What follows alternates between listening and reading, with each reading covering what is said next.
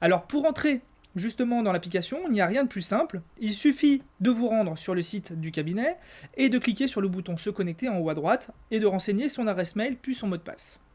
Une fois que vous êtes connecté, vous vous retrouvez devant l'écran suivant.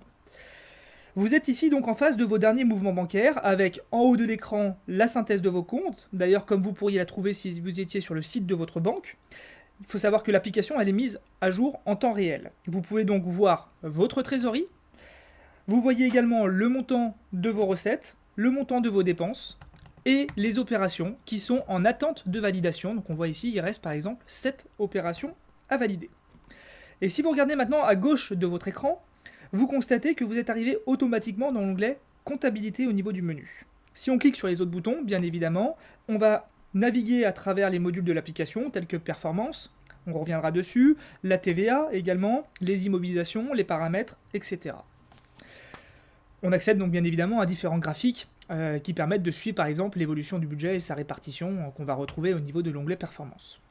Alors on va revenir à l'onglet comptabilité puisque c'est surtout celui-ci qui va nous intéresser dans un premier temps. Si je reviens donc sur ce module, je vais retrouver au centre de la page une liste des opérations bancaires à cet endroit.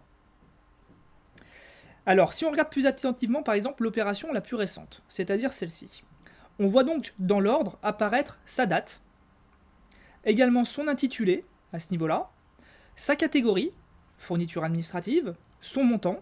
Le montant, il est en rouge, ça veut dire que c'est une dépense, et en vert, ça veut dire que ça serait un crédit. Par exemple, si je descends un peu plus bas, j'ai bien des montants verts qui sont au crédit, c'est bien du plus. Et enfin, on trouve le bouton valider qui apparaît tout à la fin de la ligne. Alors vous, en tant qu'utilisateur, vous avez plusieurs options qui sont disponibles. Tout d'abord, vous allez pouvoir ajouter un mémo en dessous de l'écriture en cliquant à ce niveau-là. D'accord ? Donc je peux rajouter du détail par rapport à l'écriture, on va voir précisément à quoi ça sert. Vous pouvez également modifier la catégorie de l'opération, à savoir là les fournitures administratives, si par exemple ce poste ne vous paraît pas correct ou si elle n'est pas définie par le logiciel. Si vous cliquez également sur la ligne bancaire, j'ai un volet déroulant qui va s'ouvrir sous la ligne et je vais donc pouvoir modifier le détail de l'écriture, par exemple le montant de la TVA. Je peux également attacher un fichier, par exemple une facture justificative ou une photo, en cliquant sur ce bouton. Donc je peux charger et attacher un lien à cette écriture comptable. Et la dernière option qui va pouvoir aussi fonctionner, c'est une fois que j'ai validé l'opération, admettons que celle-ci me convienne, elle va donc disparaître des opérations qui sont à valider. Donc là, dans les opérations qui sont à valider, il ne m'en reste plus que 6. On le voit d'ailleurs à gauche sur le bouton, à côté du bouton comptabilité. Je vais retrouver également ce montant 6 ici dans les opérations qui restent à valider. Et l'opération que je viens de valider, qui était des fournitures administratives, se retrouve un tout petit peu plus bas dans les opérations qui sont déjà validées. Et donc je retrouve bien mon écriture fourniture administrative à cet endroit. Je peux la dévalider si je veux la modifier après coup. Et donc là, cette fois-ci, elle va remonter, se positionner dans les opérations qui sont à valider et je retrouve mon écriture à ce niveau-là. Avec, à gauche, toujours, le montant qui s'est mis à jour au niveau des 7 opérations à valider. Voilà. Alors, si on rentre un petit peu plus en détail, justement, sur la fonctionnalité. Alors, au niveau de la catégorisation des opérations bancaires, vous avez vu de l'extérieur, tout ça, ça ressemble plus à votre compte en banque qu'à un logiciel comptable. Alors, on s'interroge bien évidemment sur un point qui est très important, c'est comment est-ce que l'application elle arrive à transformer toutes ces informations en comptabilité. Et bien tout ça se passe justement dans l'onglet catégorisation de chacune de vos lignes bancaires. Notre application justement a été codée sur la base d'algorithmes qui sont assez développés pour reconnaître les mouvements bancaires et elle va les classer, elle va proposer en tout cas des catégorisations de manière automatique. Chaque catégorie va posséder un nom qui va être compréhensible, comme par exemple le mot restaurant sur la 3e ligne, ou encore carburant pour des véhicules. Cela fonctionne également si on tape des mots qui sont similaires. Par exemple, si je clique sur du restaurant, je peux taper reste, ça me permettra de me proposer effectivement du resto. Si je vais, admettons par exemple que ce soit du carburant, je pourrais taper le mot essence. Il me propose la catégorie carburant pour véhicule. Si je tape du gasoil, il va me proposer également le carburant pour le véhicule. Si je tape le mot carburant, il me proposera bien évidemment le carburant pour le véhicule. Si je tape véhicule, cette fois-ci, il va me proposer tous les postes qui contiennent de près ou de loin une notion liée à des véhicules, donc de l'entretien, du carburant, du crédit bail, du leasing, voilà un certain nombre de choses qui vous permettront de retrouver assez facilement la catégorie, en tout cas qui va correspondre à votre dépense ou à votre encaissement. Et bien évidemment, l'application ensuite va s'occuper de traduire automatiquement en langage comptable les différentes écritures. Donc vous n'avez pas besoin justement de chercher dans quel compte, classe 606, classe 707, voilà, ça va concerner au niveau de votre opération bancaire. Alors l'application, elle peut parfois ne pas reconnaître une opération. Donc ça arrive parfois, effectivement, quand vous émettez un chèque, par exemple, l'application, elle va voir chèque numéro tant, elle va avoir du mal à savoir si c'était des fournitures, si c'était du téléphone, du restaurant. Donc ça va être à vous, justement, de catégoriser manuellement cette opération en cliquant. De la même manière que vous pourriez modifier une écriture déjà préaffectée, vous cliquez sur la catégorie et vous sélectionnez la catégorie qui vous intéresse. Bien évidemment, si vous ne savez pas choisir, pas de panique, justement, en utilisant la fonctionnalité recherche en haut à droite, vous allez pouvoir décrire l'opération et normalement le logiciel devrait vous proposer le poste qui peut correspondre. Par exemple, si on est sur de la documentation, il vous propose un certain nombre de postes. Donc on a déjà des mots-clés qui ont été préaffectés dans le logiciel pour pouvoir vous faciliter la recherche de la catégorie. On va voir maintenant comment diviser une facture en plusieurs catégories. Il arrive également effectivement que vous ayez plusieurs frais qui sont afférents en tout cas sur une même ligne bancaire. Par exemple, si vous achetez des fournitures administratives, on va prendre le cas par exemple Amazon, ici, cette dernière opération pour 27,68 €, admettons que cette facture, cette dépense, elle concerne à la fois des fournitures administratives, mais également il y a eu 10 € de cadeau pour un client et que vous souhaitez dissocier justement la fourniture administrative du cadeau que vous avez effectué au client. Dans ce cas, il vous suffit de cliquer sur le bouton « Ajouter un détail » et là, vous allez avoir une nouvelle ligne qui va justement se créer avec catégorie multiple qui vient de s'inscrire juste au-dessus. Et ici, vous allez pouvoir rajouter justement du cadeau client. Le logiciel vous demande de saisir le montant concerné. Vous noterez ici qu'il y a une petite coche verte qui dit que pour le moment, le total est bon. Si je dis par exemple que c'est du 10 €, il va me dire que... Ah, on est là. Il nous dit effectivement que le total fait 37 et donc je ne peux pas valider parce que j'ai une petite coche rouge. Donc il faut que j'ajuste en conséquence, ce qui paraît logique, le montant de mes fournitures administratives qui ne représente plus 27 mais 17,68 €. Et là mon total est bien de 27,68 €. J'ai donc pu dissocier en autant d'écritures que je le souhaiterais d'ailleurs, je peux diviser mon écriture. Et j'ai plus qu'à valider pour que celle-ci disparaisse. Donc je peux faire la même chose au niveau de toutes les opérations. Là par exemple le logiciel a reconnu automatiquement Allo Resto comme du restaurant. Si ça me convient, je n'ai plus qu'à valider. Il m'a reconnu McDo comme du restaurant. Si ça me convient, je peux valider de la même manière.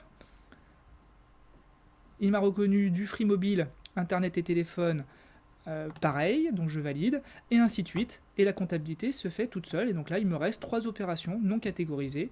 C'est ce qui apparaît tout en haut dans les opérations à valider. Alors maintenant, une nouvelle fonctionnalité que nous allons voir, c'est l'outil Mémo et la recherche d'opérations. Alors une fois justement que vous avez choisi les bonnes catégories sur votre ligne bancaire, il vous reste 2 options avec lesquelles vous pouvez interagir. Donc la première, c'est l'ajout de fichiers. On l'a vu tout à l'heure, lorsque vous cliquez sur une opération, vous avez le volet déroulant qui s'ouvre et vous avez la possibilité de pouvoir attacher une facture. Et la seconde option, donc là je referme mon volet déroulant en cliquant sur l'écriture, c'est l'ajout de mémo. Vous avez ici une petite possibilité, c'est d'ajouter du détail à l'opération qui vous permettra ensuite de pouvoir rechercher dans le logiciel beaucoup plus facilement cette opération-là.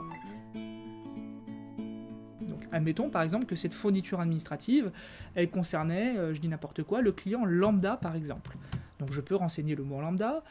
Admettons par exemple que le prélèvement Free Mobile y concernait le dirigeant, que la SNCF, c'était une dépense que j'ai effectuée aussi pour aller voir le client lambda. Cela va me permettre ensuite, quand j'utilise tout en haut de l'écran la fonctionnalité recherche, si je décide de rechercher tout ce qui va concerner le client lambda, il va me faire apparaître effectivement les écritures qui concernaient bien mon client lambda, et donc de pouvoir sortir éventuellement une statistique sur ce client, et j'ai un graphique qui me permet de voir très visuellement en tout cas les entrées et les sorties qui ont été requêtées avec le client lambda. Cela fonctionne aussi bien au niveau des notes, mais également au niveau des catégories. Donc je peux décider de rechercher par exemple tous les restaurants qui apparaissent à ce niveau-là, effectivement au niveau des dépenses. Alors là, on va donner un petit peu plus de détails pour que ça soit plus précis et plus affiné. Voilà, donc là j'ai tous les restaurants qui apparaissent au niveau du logiciel. Je peux, avec aussi à côté justement de cette fonctionnalité recherche, je peux aussi requêter par montant et par date. Donc je pourrais décider au logiciel de ne me faire afficher par exemple que les montants qui sont inférieurs à 50 € ou qui sont postérieurs par exemple à la date de janvier 2016 au niveau de mes restaurants. Donc là il me fait apparaître que des factures qui datent de mars ou de février.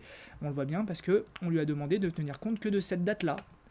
Donc ça fonctionne voilà, de manière assez efficace au niveau de, voilà, des catégories d'une part, mais également au niveau de l'outil mémo. Et je pourrais décider par exemple que celui-ci concerne également mon client lambda pour le retrouver beaucoup plus facilement. Je peux également, et ça c'est une nouveauté du logiciel, faire des recherches automatisées. Par exemple, je peux mettre un hashtag ou un arrobase. Donc si je mets un arrobase devant mon client lambda, il va me proposer voilà, un raccourci pour pouvoir faire cette recherche. Donc la prochaine fois, quand je vais cliquer sur le bouton lambda, il va me rechercher toutes les opérations qui contiennent le arrobase lambda. Et ça fonctionne également avec le hashtag. De la même manière, voilà, il me rechercherait tous les hashtags lambda. Donc c'est-à-dire que si je me remets sur mes autres opérations et que celui-ci, je la paye également arrobase lambda, par exemple, et bien si je relance la recherche, il va me retrouver ici avec mon hashtag lambda, l'opération qui était présentée, et là, avec mon arrobase lambda, il me représenterait également toutes les opérations qui contiennent le arrobase lambda. Voilà ce que je voulais vous montrer au niveau de la fonctionnalité recherche. Un dernier point, c'est l'option sauvegarde, c'est-à-dire que quand vous recherchez une opération, par exemple des restaurants, et que vous décidez de suivre cet indicateur parce que c'est quelque chose pour vous qui est très important de pouvoir avoir ce type de recherche. Par exemple, tous les restaurants qui sont supérieurs, je reviens dessus à janvier 2016, vous avez un petit bouton sauvegarder à côté du graphique et cette recherche va sauvegarder et va venir s'insérer dans le module performance. Si je me rends dans le module performance, je vais retrouver tout en bas les recherches que j'ai sauvegardées à chaque fois avec les différents graphiques, ce qui me permet de pouvoir voir les opérations. Et donc je retrouve bien, par exemple, ici, mon restaurant avec la périodicité supérieure à janvier 2016 avec mon petit graphique, et si je clique sur voir les opérations, j'obtiens bien mes écritures de tout à l'heure. Voilà donc au niveau de l'onglet recherche. Alors maintenant, je vais vous montrer une nouvelle fonctionnalité également qui existe au sein de Doux, c'est comment ajouter des opérations qui n'apparaissent pas sur votre relevé bancaire. Effectivement, il apparaît souvent qu'il y a des opérations qui se réalisent dans une entreprise et qui ne sont pas présentées dans le relevé bancaire.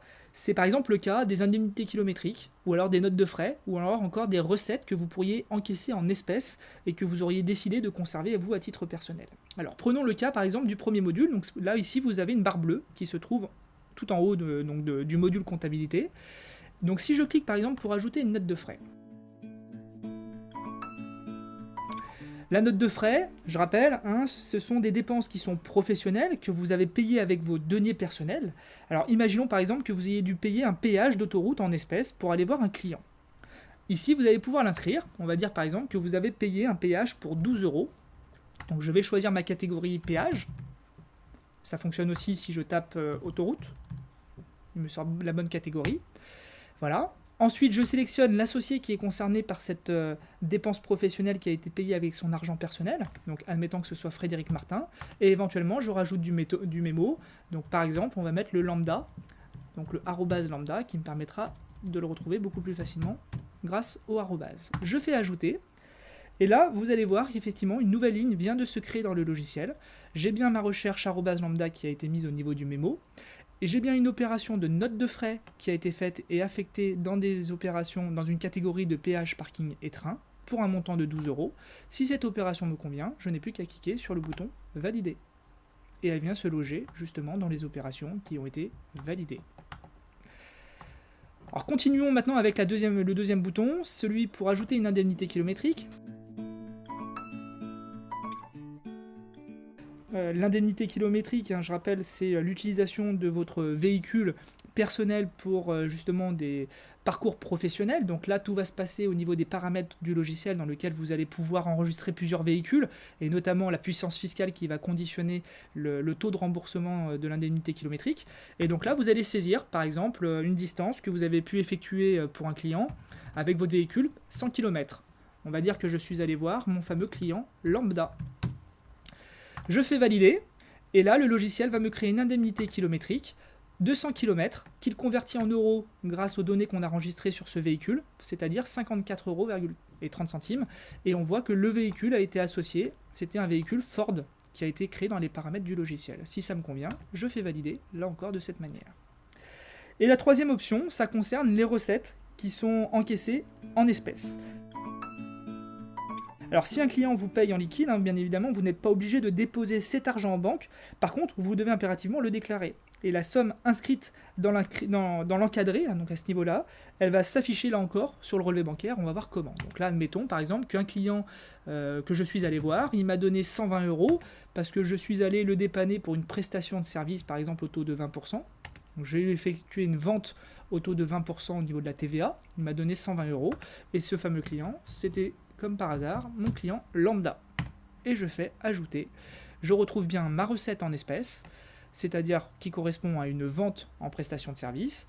Cette opération, c'était un encaissement pour 120 €. Et je vais l'affecter à l'associé qui est concerné, c'est-à-dire Frédéric Martin. Et si l'opération me convient, je fais valider et elle va donc disparaître là encore. Je vais corriger le hashtag pour mettre un arrobase. Comme ça, ça nous permettra de retrouver plus facilement toutes les opérations en arrobase. Voilà. Donc là, je viens de réutiliser le bouton arrobase lambda. Et en faisant ça, je vais retrouver toutes les opérations qui contiennent des notes arrobase lambda grâce à ce raccourci qui a été créé. Et ça me permet de voir notamment la rentabilité de cette opération avec des entrées pour 120 €, c'est ce qu'on vient de créer au niveau des notes, des recettes encaissées en espèces, et puis les différentes sorties avec les indemnités kilométriques, les notes de frais, etc. Voilà, donc nous en avons terminé avec les principales fonctionnalités comptables. Et ce que je vous propose maintenant, c'est d'aborder justement la TVA. Une fois que tout est catégorisé, donc il ne vous reste plus qu'à remplir vos déclarations de TVA si bien évidemment vous êtes assujetti. Là encore, pas de recherche qui est compliquée, tout est calculé par notre application. Et il vous suffit de cliquer sur l'onglet TVA, je vais vous montrer comment, dans le menu qui est à gauche de l'écran et de suivre les différentes indications. Mais au fait, comment est-ce que votre TVA est calculée exactement et à quoi correspondent ces chiffres ? Alors, à chaque fois que vous réalisez une vente, vous facturez de la TVA pour le compte de l'État. Cet argent facturé se nomme TVA collectée. Et vous devez bien évidemment le rendre au Trésor public. Mais parallèlement, à chaque fois que vous achetez quelque chose, vous payez aussi de la TVA. Cette fois-ci, c'est ce qu'on appelle de la TVA déductible et c'est le Trésor public qui doit vous le rembourser.